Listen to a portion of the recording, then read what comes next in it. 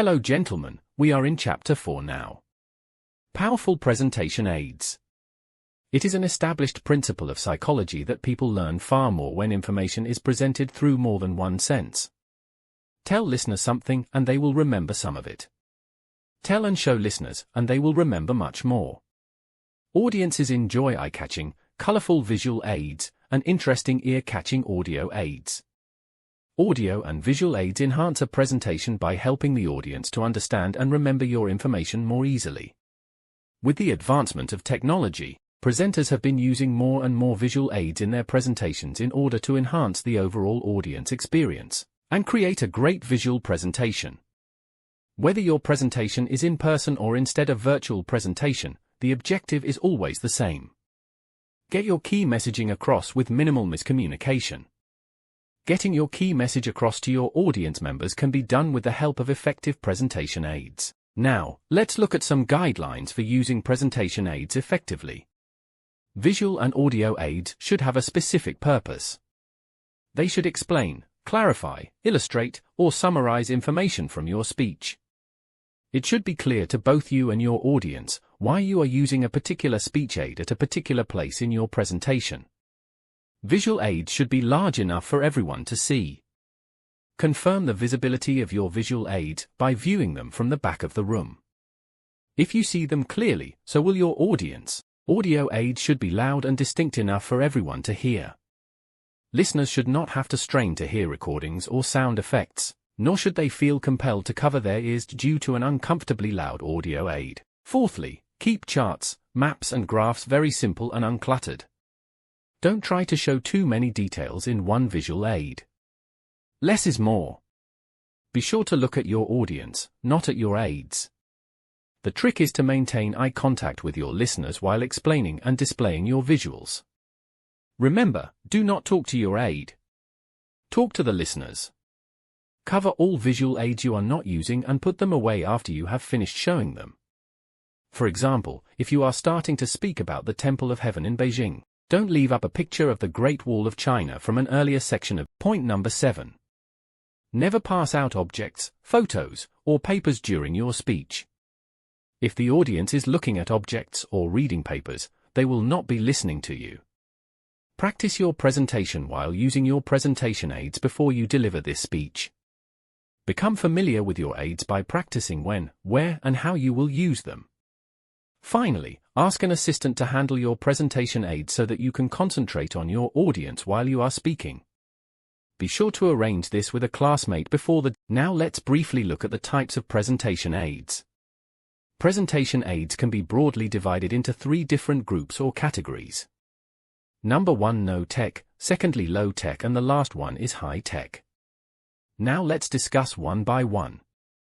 No tech involves no technology here. It's just some stuff written or drawn on paper.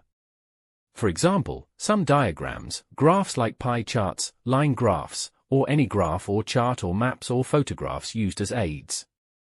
All these come under non-tech. Here everything is on paper, in black and white, and as I said, no technology is involved here. The second group involves a little bit of technology, probably some old technology. It can be an overhead projector with transparencies, films, and using audios. The last most popular category is the high-tech aids. Presentation of this popular mode involves a lot of technology. Examples like images, video clips, audio clips come under high-tech stuff. So to use this high-tech stuff, we need a little bit of software knowledge, like PowerPoint, Google Slides and so.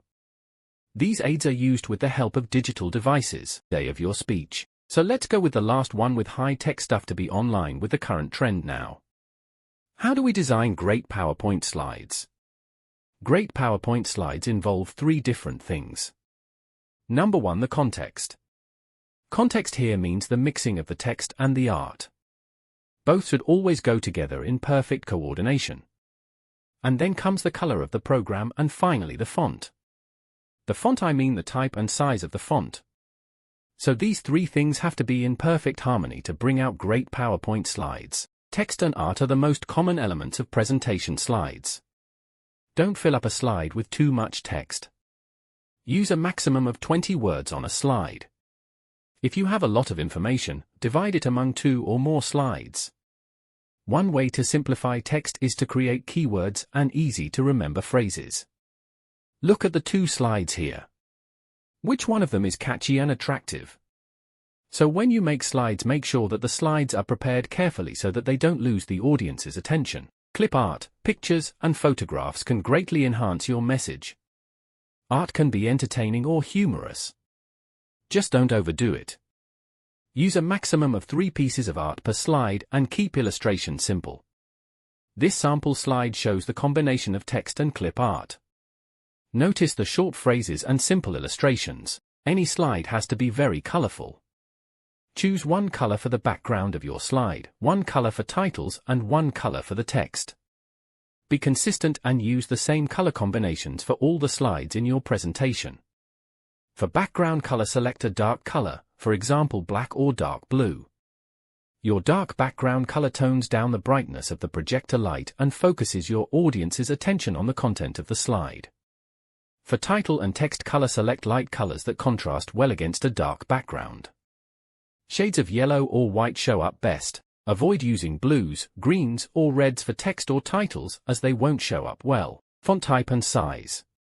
Use popular fonts like Times New Roman, Bookman Old Style, or MS Reference Serif. Regarding the size, you can use 36 to 46 points for titles and 24 plus points for the text. Make slide titles and main headings a minimum of 36 points. Subheadings should be a bit. Listen to Shakira's informal poster presentation. Notice her effective use of visual aids. Hi, everyone. Are you ready to have some fun and learn something at the same time? Yes. Sure, yeah. Great. Let's begin. My purpose is to review with you 3 important aspects of nonverbal communication: facial expressions, posture, and eye contact. I'll begin with facial expressions. Facial expressions are very important when listening and speaking to others. We use many facial expressions to show how we feel. For example, we smile when we are happy. We frown when we are sad. We should change our expressions while we speak and listen to others. Nobody wants to speak to someone who has no expression. Let's play a little game to see how well you can use and identify different facial expressions. Choose a card from my bag and make the expression written on the card. Whoever guesses it correctly gets a prize. Who wants to go first? I do. Okay, choose a card and make the expression on it. Anger. No, that's not it. Fear. Bingo! That's right. You win a candy. Okay, let's try another expression. Any volunteers? I'll try. Okay, choose a card. Surprise. You're right. Here's a candy for all of you. Okay, now that you are experts on facial expressions, let's move on and talk about posture. Your posture is the way you stand.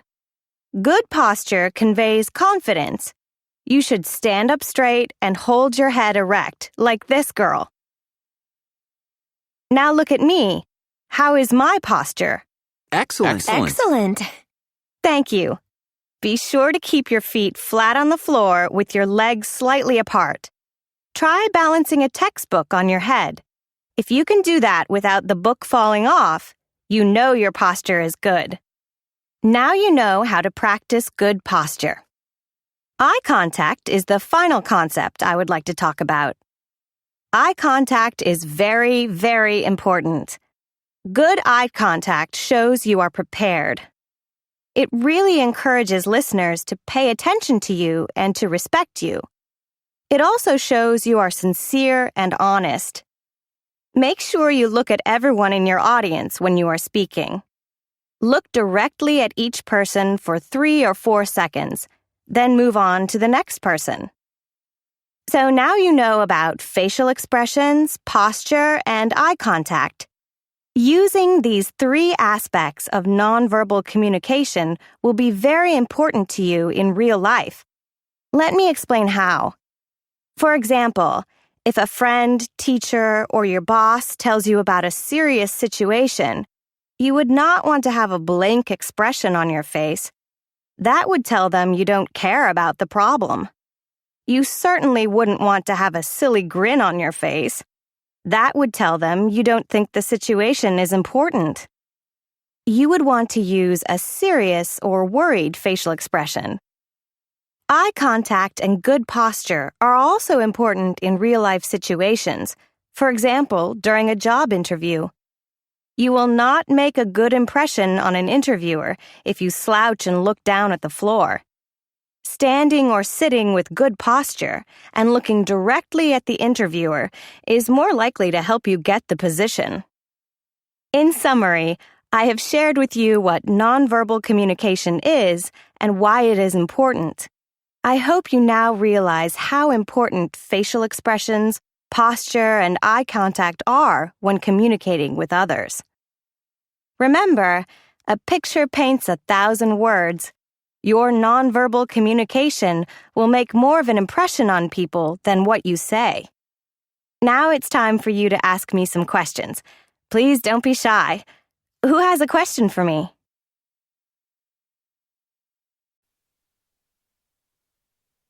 That's all, gentlemen. Now it's your turn. Select a good topic, prepare well, and practice it again and again until you become fully confident.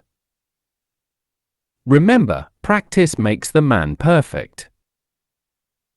Struggle makes the man achieve success. All the best, gentlemen. Get ready for your next presentation.